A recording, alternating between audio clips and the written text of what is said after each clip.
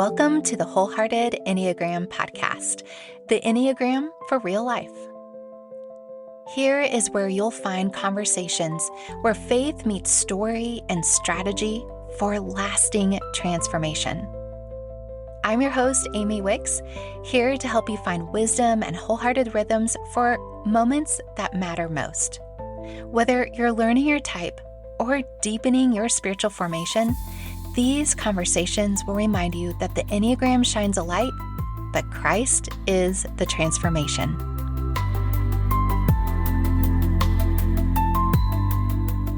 Well, over the last 2 weeks, I have invited you to explore the Enneagram 9's perspective with Deanna Sudum. And I even got an opportunity to share one of my wholehearted clients' transformation story, Meredith. She shared so beautifully. I loved every moment. Now, today, both Jilann and I are going to give you a framework for understanding your specific journey, whether you're in the middle of your story or just at the very beginning. So Jilann is one of our wholehearted coaches and an Enneagram 9 herself. Jilann works with quiet leaders, people who lead with presence, not power. She does this so beautifully. She does this in her own life, day in and day out. And she's going to bring today both personal experience and coaching wisdom to this conversation. Jilann, thank you for being here. Yeah, thank you so much for having me. I'm really excited to share about this. Yeah, where I wanted to begin this conversation is a focus that we did last month, which is the roles that we play in our story. Now, for the sake of time, we're going to see how much we can cover, how much ground we could cover. But I wanted to unpack them. And if you're unfamiliar, if you're listening to this the first time and you're thinking, the roles that you play in your story, what are you talking about, Amy? Well, just a quick overview. We tend to play 4, though I like to add a 5th. And you can hear all about them in February of 2026 episodes. It's about the victim, the villain, the hero, the guide, and the sidekick, or AKA the best friend. So all of those episodes in 9 minutes or less cover exactly what we're talking about. But what I often get is, okay, that's great. I understand now the victim, the villain, the hero, the guide, but what does it look like for me as a blank type? And so every single month, we're going to spend some time talking to an Enneagram 9 and a fellow wholehearted coach about this process. So we're going to start there. Jilann, where do you see Enneagram 9s getting stuck in the victim role? What does that look like? Maybe either people you've worked with or in your own life. Yeah, I think probably one of the most common places that the 9s do is in that conflict piece, and they're avoiding conflict. And then the feeling of that's when that victim starts coming in, because you just want that conflict avoidance. And I like a quick story about me, as I remember this one time, pretty young in my Christian walk and young as a leader in Christianity. And I remember one of my leaders really challenging me to speak up and give my opinion. And I started doing that. I started trying to be very intentional about it. And every time I did, I felt like I got in trouble. Oh And man, that would be so hard. and I finally just said, this isn't worth it. Yeah, for sure. And so I think that's pretty easy for a 9 to do, like, especially when you don't understand that what you're doing, or that just maybe I honestly wasn't getting in trouble. I was just being asked or challenged a little bit. But for me, I was like, I'm getting in trouble. This isn't worth it. I'm out. I'm out. Fair. I'm going back to where I was. Yeah, And yeah. full on in that victim mode, like, this is not worth me talking about. Yeah. So, what a perfect story, Jilann. I've seen this play out again and again. I think that this is the work with coaching, the process of coaching, where we dial into story moments like this, because Yes. we don't often realize how much it's informed our current behavior, even if it was 25 years or more. Yeah, it definitely impacted me for a long time. Yeah. It Well, really thank you did. for sharing that. Mhm. I'm curious, kind of in the avoiding conflict, it sounds like in this situation, it meant you just didn't speak up. What else might a nine do when it comes to avoiding? What might that behavior look like, or even the internal process for that? Mhm. Well, I think a lot of the behavior is just going to be agreeing with everybody. Okay. They're like, oh, yeah, you're right. Oh, yeah, yeah, whatever you say, kind of a feel, even if you're not Yeah. feeling that in the inside, which we'll Okay. probably talk about a little bit further down, I would say, but when we get maybe Yeah. to that villain side. But I think that that is a lot of where they go, Mm. or just not saying anything. Yeah. Um, that whole go along to get along Yeah. thing is very much in that nine wheelhouse easily. So just trying everything they can do to avoid pain and conflict. Please no. You used that phrase, Jilann. That was exactly what was echoing in my mind. The going along to get along. I've seen a nine do this, and it doesn't go well because at the end, it's pushing things down, the avoiding. It comes out as a sideways sandwich eventually. And so sometimes that means you end up becoming the villain, and you do it in your relationships. And it doesn't mean you're always a villain. There's redemption here. That's the whole process of this Yes. wholehearted turn.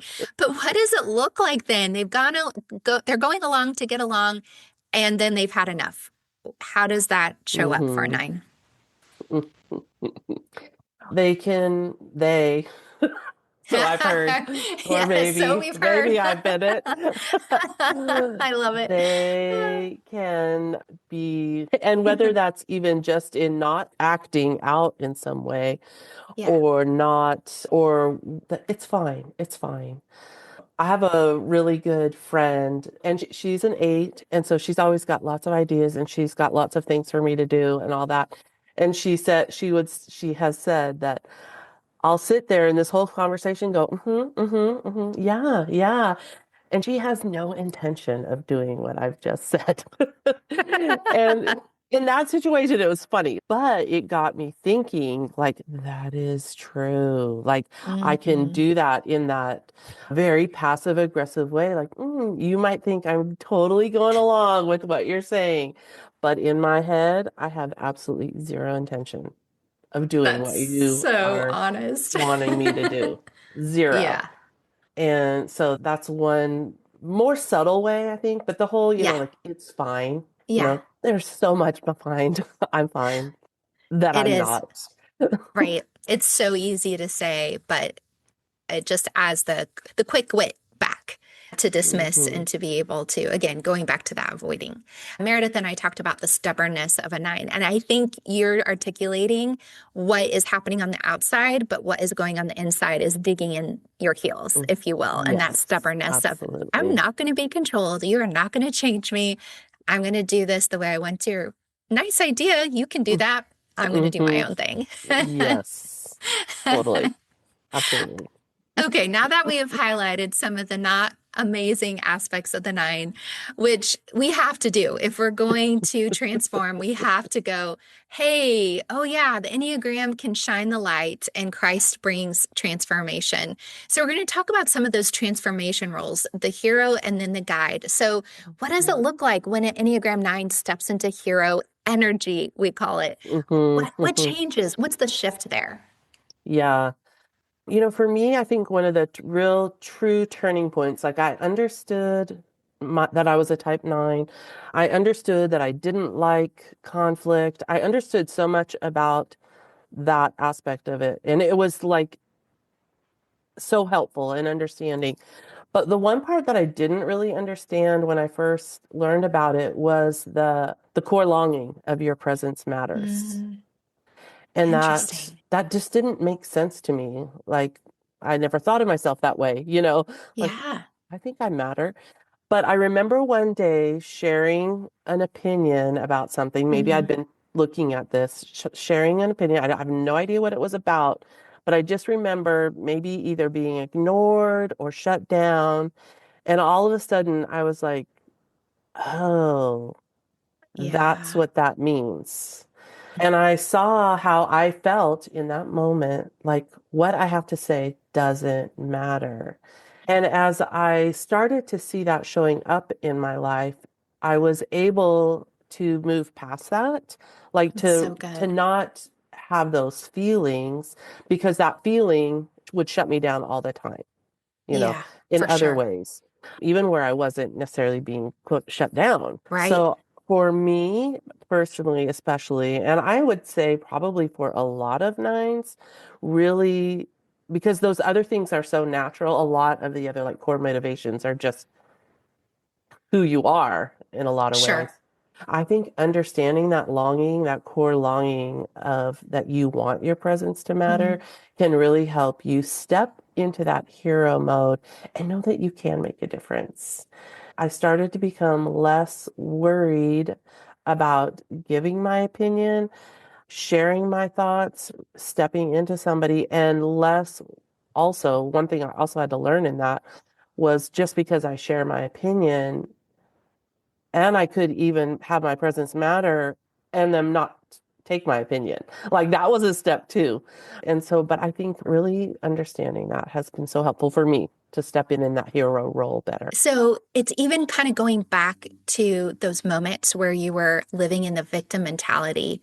And if you could coach your younger self, it would have in those moments been, I'm going to exercise being honest and sharing my opinion and telling the truth, no matter what the outcome is, because I believe in my worth and my value and my belovedness. And so that is worth Mhm. alone rather than thinking, if I do this, it means this is going to happen. Because a lot of times, our hero moments don't exactly turn out like the movie moments do, if you Uh-uh. will. Yes. Thank you for being willing to share your story. I think that this is the whole point of it. It's through story that we learn Hmm. and that we can Yes. go, aha, oh yeah, that's what it means for me. So I know in the series that we talk about the roles we play, and even through this, we do hopefully get to the point of where we're being the guide. And I always like to put this nuance to it. Just because we're the guide for one thing doesn't often mean we're the guide in everything. And just because we become a guide doesn't mean we don't have moments where we're the victim again or are prone to stuck in victim mentality or need to have the hero moment. Hmm. So this is the beauty of it. And this is what we often talk about in our collective a lot of times of like, you're the guide, but it's okay that you still need help being the hero in your story. What does it look like for a nine to move from the hero to the guide when they're not when it's really about sustaining the journey, not just having Hmm. a moment, if you will. Yeah. I think one of the key turning points for me in really being able to step into that more was understanding the difference between being a peacekeeper Ooh, or the nine peacemaker. And the so good. peacekeeper is so avoidant of conflict, where the peacemaker, there's going to be conflict that we have to walk through. There's going to be times when I have to step out and share my voice. And I think the more that I have been intentional about that aspect, about keeping peace within me, understanding Right. that as well as in the surrounding me, being able to step in that peacemaker role makes it so much easier for me to step out, to be willing to share my thoughts and opinions, and to really start to see that my presence does matter. It does, for sure. I love it. And I just want to like celebrate in our collective group. We often do group calls, and there's a lot of us on there. And I just love it when you bring your full self. And I know you've talked about that too, kind of some of the Mhm. difference in the years of us working together and your promise to yourself and to me. I'm going to bring more of myself and more of my Mhm. presence and questions and curiosity and involvement. And that makes such a difference. Now, as we're threading out these roles, some of the behind the scenes elements is identifying, especially as we do the wholehearted journey and the work together, identifying the lies that we believe, the narratives that we're Mhm. living under. And because those narratives, the thoughts going in our head, direct our steps way more often than we understand. Mhm. And so I like to call them the false script and the voice of love. That's how I've outlined in the Wholehearted Enneagram book that's coming out Mm-hmm. in Mm-hmm. April. Yay. I'm so excited. So I've named a few of those, the false script, and then how you honestly not only tend to and care for the false script is not just identify this is not true, but you give a voice of love. So Mm-hmm. it looks different for everybody. It's a little bit nuanced, even how they form. But for you, what would you say a false script that you have believed in before and how you've combated that with the voice of love, which is Mm-hmm. God's truth? Yeah. I mean, I think you can see probably from a lot of what I shared, just that understanding of my presence. So, that feeling of what I have to say, does it really matter? Mm, Um, I struggled with that a lot. And when I can bring in that voice of love that says, I do have something to say, I do have something that matters. As I've been willing to step into that, it has made a huge difference for me. yeah. And I've seen it transform your business as well Hmm. as you've put more of yourself in the Hmm. podcast and the material and how you Yeah. coach with groups and with individuals. It's beautiful. Yeah. And I think that a key point here of understanding the voice of love is not generic. It's not just an affirmation or woo woo. We're talking about specific promises in the Word of God and the truth of Hmm. who we are as beloved, as God's beloved. And I think that's really key because what your point in the past, whether it was perceived or true, you're speaking up, got some pushback. You will still have Hmm. situations where you assert your presence and it won't be received the way you want, but how we combat the lie that immediately springs up in those moments. Oh, I shouldn't have. See, and we just Hmm. berate ourselves Yeah. instead of going, wait, no, the Lord says that my voice matters, that I need to bring the truth of what I carry here, which is being a peacemaker or fill in the blank, all the things. Hmm. So I think that's really key. And I know that's the heartbeat of your work as well. So Yeah. Yeah. Yeah. okay, well, thank you for sharing some of your story and insight. I know we have more here because I want to do, or what I'm offering is questions and answer time from the community, whether it's been on social media or if you're on in my email community and you get those. I am loving getting questions from other people because this is like, we want Enneagram for real life. These like big ideas, it's nice, but until we know how to use them in real life, so what, right? Um, Right. so help us discern some of these. You're going to really share from not only your personal perspective, but you've coached a lot of people as well. So how does a nine know that they're actually a nine or they're just conflict adverse or Hmm. avoidant, if you Hmm. will? Because that's plenty of us. I mean, I would kind of put myself in that category too. Though my Yeah. husband disagrees with that, but it's for different Because reasons. I think a lot of that is looking at what are you why are you avoiding it? Mm, Is it that inner peace that you're trying to keep, or are you just don't want the uncomfortable situation? It's so much deeper, I think, for the nine in that peace world internally. mm, Um, mhm. and so I think understanding that is really a key in that conflict piece specifically. Yeah, I think it ties into the desire piece because, oh, sorry to use the same word meaning different things, but the desire element for us, because to compare, for instance, as a seven, I avoid conflict because I want everyone to have happiness and fun and having a good time and keep Yeah. things positive and like, let's keep moving to the next thing. Let's not hash out the past or deal with this. We can just push through for the sake of not Hmm. being trapped in pain Hmm. or Yeah. limited in that moment. Specifically, those are the two things that come to mind.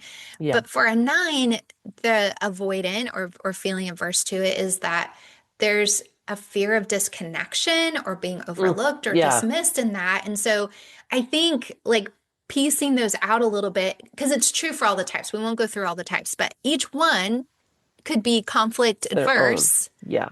but it really ties into that core fear and the core desire and all of that. Exactly. Yes. Yeah. I'm curious to know as well, based on your experience, a 1B, if you will, question is how do you see it with the merging? Because we hear about nines merging. We Hmm. also know a couple other types do that. Like the three is more chameleon. How do you see the merge versus chameleon impact happen? Because sometimes that's a little bit difficult to parse out, especially for women, I believe.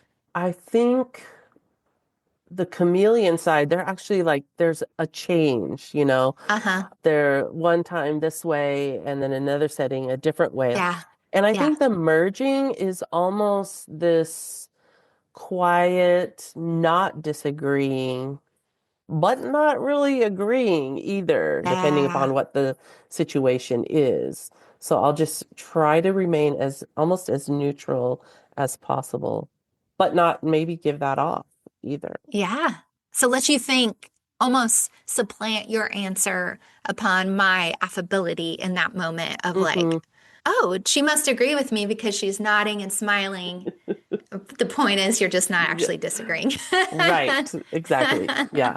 But I even think about how you dress. Where threes dress to fit the situation, it's almost like Mm, they know what's expected to be the most successful in the room or to fit the category that they think they need to be. Whereas the nine kind of goes to merge and blend in, not really be like everybody, but not stand out. It's just hmm. kind of to be in that like, almost how invisible can they be Hmm. so they Yeah. don't disrupt either way. Yes. Totally. And Hmm.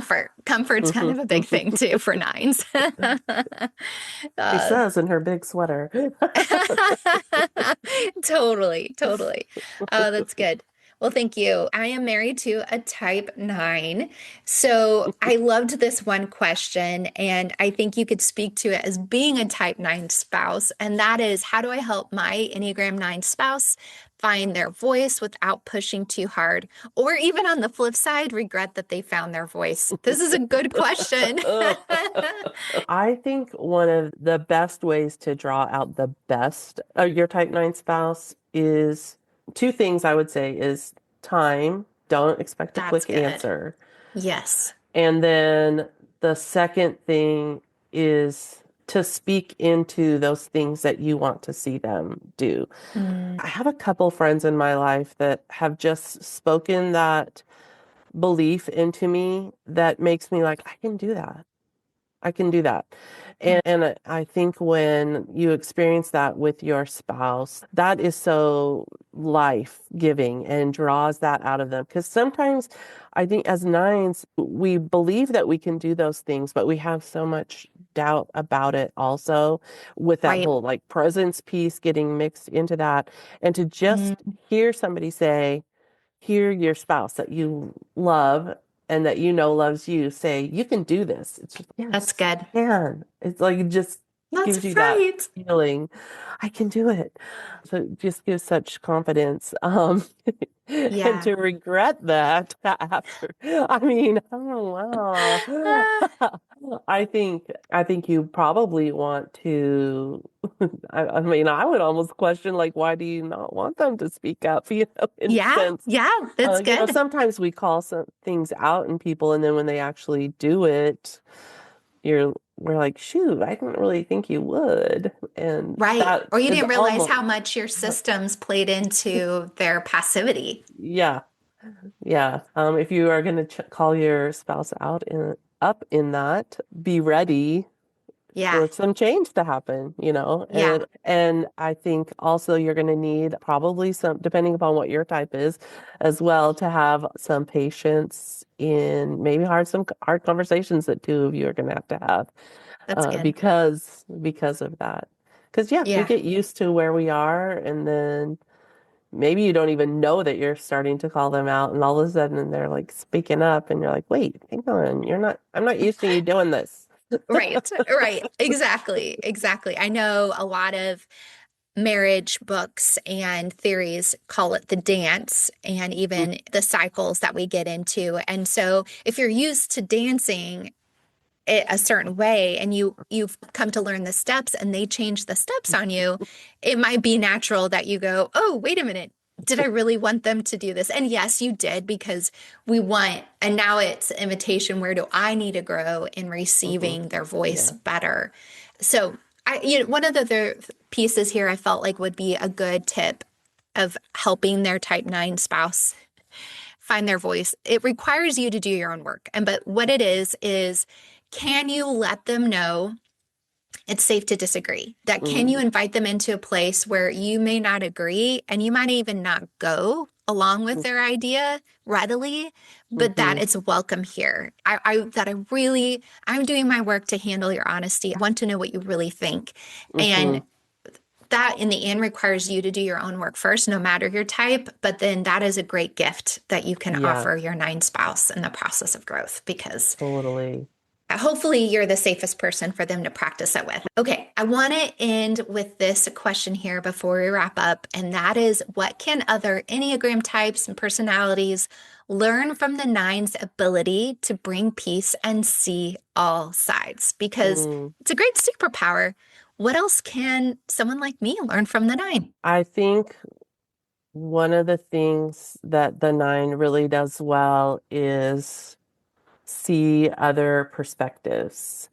And it doesn't have to change your perspective, but I think it helps you to think about, even how they might receive something, Yeah, that's how good. how this might impact them. It doesn't mean that you're going to change the decision at all, but I think that just having the thoughts towards others is a really good thing that the nine does, just to even, maybe be able to present it in a little bit more agreeable way, or in a way that might be better received. It's not going to change it That's good. necessarily, but you'll be able to receive it better because that somebody's going to know that you thought of them, not just the decision or the idea That's or the good. situation.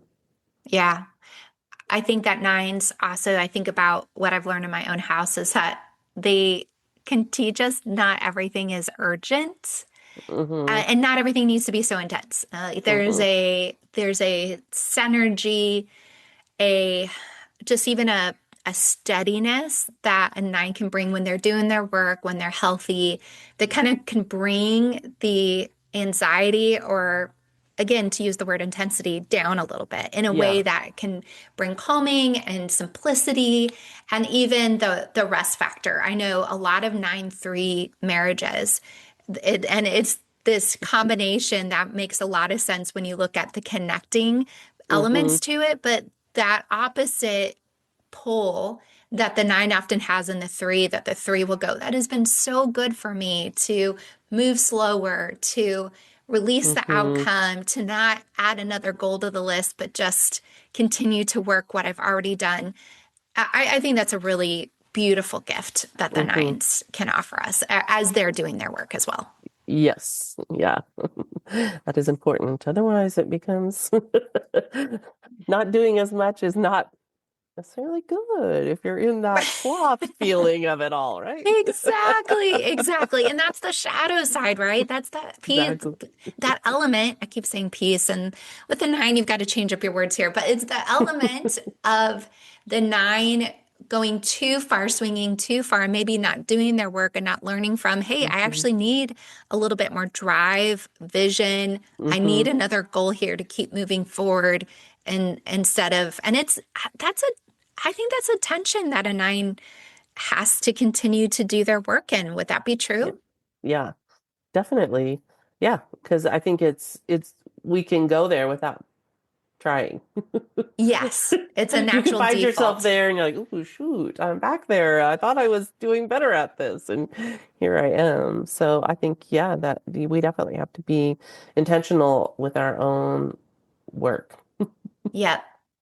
Jilann, that is such a good point to end on, because that kind of ties us all together of realizing we will do the work and then we realize we still need to do more Hmm. work.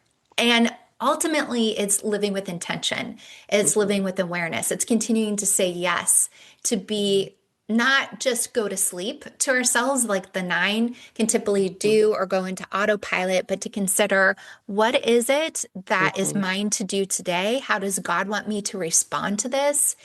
And I really love how that you've pointed this all out so authentically, so practically, that I think will be really relatable to a lot of the nines listening. So I I appreciate hope your so. willingness to share.